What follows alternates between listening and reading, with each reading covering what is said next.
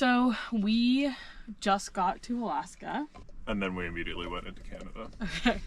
And in the process of us getting to Alaska, we decided to take the Alaska Marine Highway, which is a ferry system that runs up the Inside Passage from Bellingham, Washington, like all the way up to the Aleutians.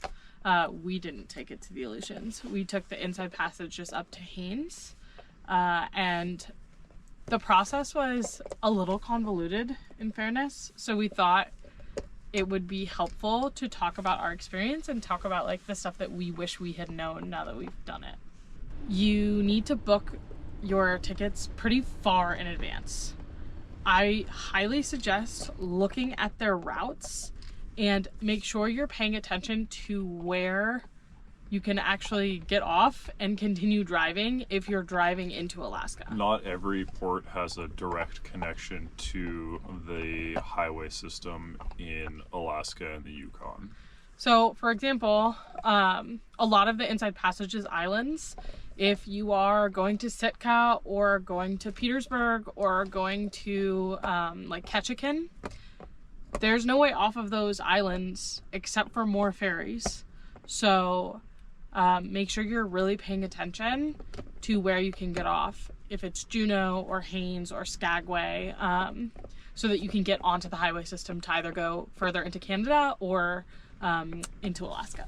Yeah, we chose Haines because it was the closest to Anchorage. I'll also say when we first booked, we booked to Ketchikan, and then I realized there's no way off of Ketchikan by driving. The folks who work for the Marine Highway System are super knowledgeable and very kind. And if you have questions, I highly recommend just calling and talking with someone through your ideas about your trip and figuring out what makes the most sense. We tried to book pretty far in advance, like multiple months in advance, and we still got put on the waiting list. When you book, they're going to want to know if you're bringing a vehicle, the size of your vehicle, because they need to figure out what they have space for on the deck, and you'll get charged accordingly based off of the size. Once you get to wherever port you're taking the ferry out of, let's say Bellingham, because that's where we went, they'll give you a check-in time that you want to be there at. There's a ticketing window, so even if you have a reservation online, you bring your ticket to the window, they'll give you actual tickets for the ferry. You don't need to have a printed copy of your boarding pass when you go to check in. It was faster for me versus other folks because I had it printed out because I thought I needed that. So I do recommend having it printed out if you can. It's not that big of a deal if you don't. They check you in, they print your boarding pass. Do not lose your boarding pass once it's printed. It's how you get on and off the boat at every port. Mm-hmm. And if you do lose it, talk to the purser and make sure you have another printed copy of your boarding pass if you print off of your computer, because that's the only way that I got back on and the only way that I was able to get my ticket reprinted. Yep. So once you get your tickets and they're ready to start getting people set up to go onto the boat, there's a staging area, so you'll drive your vehicle around to the staging area. There's a booth, you'll show the lady your ticket. They'll tell you there's a bunch of different lanes, they'll tell you which lane to go in. And then once you're in your lane, you're kind of just hanging out until they're ready to start loading cars onto the boat. Another tip is we split up. So I went in on foot and Henry went in the car with Tex to get on the boat.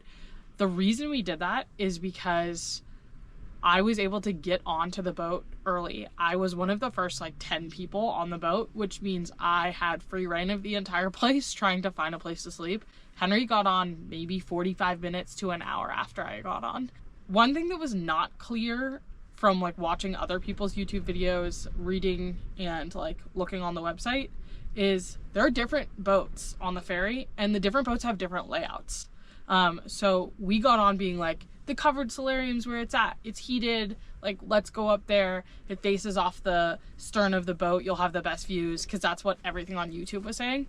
And then I couldn't find it. And that was because we were on the MV Kennecott and it doesn't have a stern facing covered solarium. So there is a solarium on the MV Kennecott. It's actually a 2-part solarium. It's basically a greenhouse that's at the top of the boat. It's fully covered. We ended up sleeping there for the second and third night. But for the first night, we wanted to be outside because we thought that would be the coolest. And so we were on a side deck. So you can't sleep on the bow deck and you can't sleep on the very like aft deck. You have to sleep either on the sides, or there's like one tiny heated area that's next to the solarium that's like pretty enclosed. It doesn't really have any views. So make sure you know which boat you're getting on and try to find like a YouTube video that's like specific to that boat so you can see what the sleeping setups are. We slept with our sleeping pads onto like chaise lounge chairs, and it was super comfortable for all 3 nights. Another thing we think is like bringing a tent is kind of not worth it. I mean, it might be nice, especially if you want some privacy. But you know, it's really, if you don't mind having a little bit less privacy, you probably don't need to set up a tent. Also, a lot of people set up tents on the decks on the first night, and it was really windy, and a number of tents almost blew away, and collapsed. A lot of them collapsed. And by the end of the night, most people were either sleeping in the solarium or in a protected area. And this was even like people who like gorilla taped their tents down. We didn't purchase a cabin. I personally think, and I think we both think, that like it's a bit of a waste of money unless you really, really need that privacy. The cabins are also really small. They also don't provide bedding. So you have to either rent bedding from the purser's counter, which is like $3, or you have to bring your own bedding on. There are tons of options for sleeping.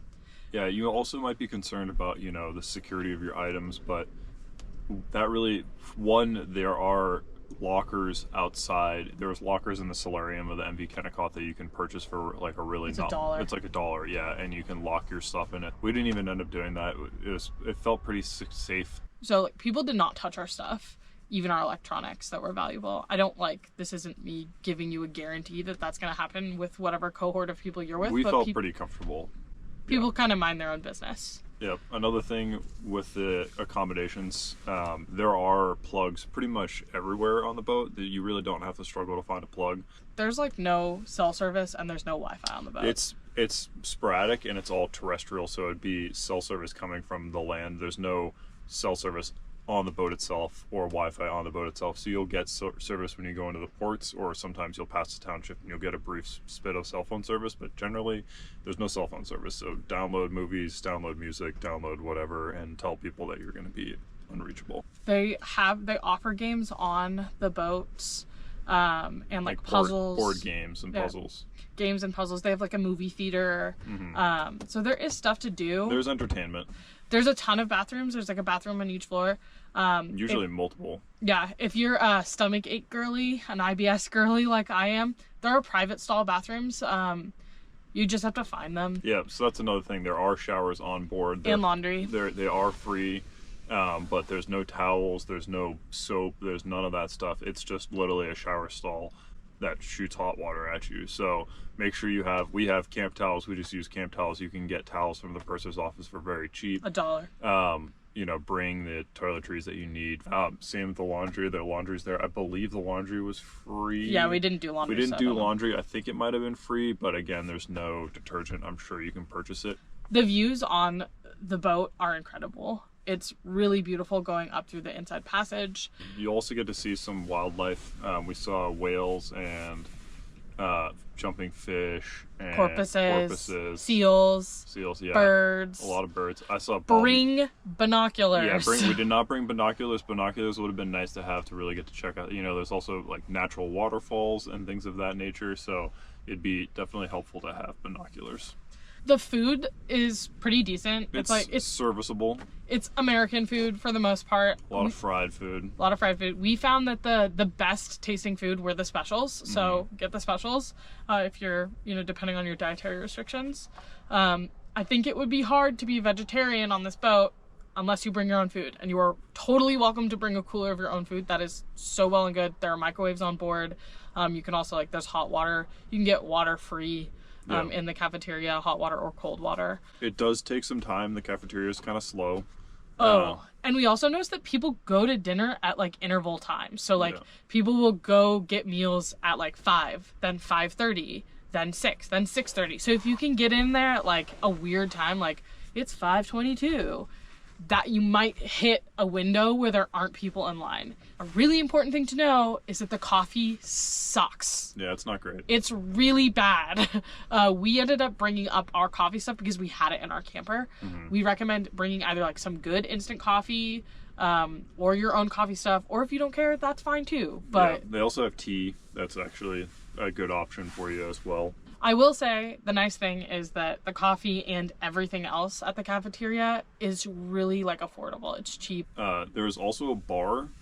Oh yeah. We didn't go on the Kennecott. There might not be bars on other ships. We don't know. Yeah, we didn't go to the bar personally, but I went in there and there's books and it's an experience. It's a bit of a thing. So a big piece of our journey that was important and difficult was having a dog. A couple things. Canada changed its regulations for needing a certificate of good health from your vet, but the boat has not changed that. So make sure you get one. It has to be within 30 days of the point at which you are setting sail. Yeah. So you just bring your dog you call your vet.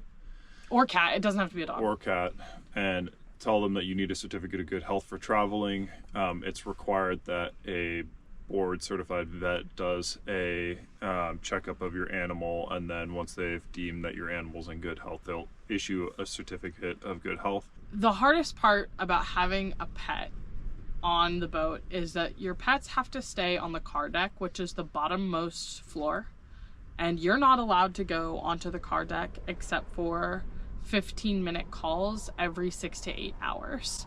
So, and also if the boat is at a port. Yeah, or if the boat's at a port. The thing is that from Bellingham to Ketchikan, there are no stops, and it's almost 40 hours. Yep. So the first day and a half plus is hard. Yeah. And also in addition to that, during those 15-minute calls, your dog is allowed to pee or poop on the deck, and that's it. So even just like getting a puppy pad and getting your dog used to peeing or pooping on puppy pads might help with getting them to poop. Yeah, you definitely want to get your pet nice and tired before you guys board the ferry. Yeah, it wasn't like the end of the world. It was just hard. It was uncomfortable. It's not, I think it's still worth going and still worth bringing your pet. It's just hard. The calls to go see your dog are, at least on the Kennecott, were at 8:30 in the morning, 2:30 in the afternoon, 8:30 at night, 12:30 in the morning. We set alarms and went. The 12:30 in the morning deck call, they don't announce. Something to know when you are at port, you can take your dog off, bring your boarding passes and your ID. Sometimes the port calls are short, so get on and off as quickly as you can. And when you're in that period of time where you're making port every, 3 to 5 hours, they stop doing car deck calls. So that's it. You're in the home stretch and you're almost done, but there's still a stretch that I think it's 5 or 6 hours where we didn't see texts. Yep. On the final day. So don't depend on the deck calls. As soon as you hit Ketchikan, once you start deck calls are over. Yeah, just make sure you take your animal out during when you're at port. At port, yep. And sometimes also depending on if the ship is running behind, there might be they might tell you that you're supposed to spend 45 minutes out of port, but if they're running behind, they might try to turn the ship around as quickly as possible. So you might have to kind of be quick with getting on and off the boat. That happened to us. Our boat was behind schedule, and we had our Petersburg stop was 7 minutes. Yeah, it was 10 minutes instead of 45. So I think that the ferry is worth it. It's kind of like a budget cruise in a way. Although, to be fair, it was pretty expensive to bring a vehicle on it. But I think it's one of those situations where, when are you going to take a boat through the inner passage for an experience like that? It's kind of a nice change of pace for our drive. It kind of helped break it up. Yeah, we were able to scrap the money together and make it work. I think it's worth it.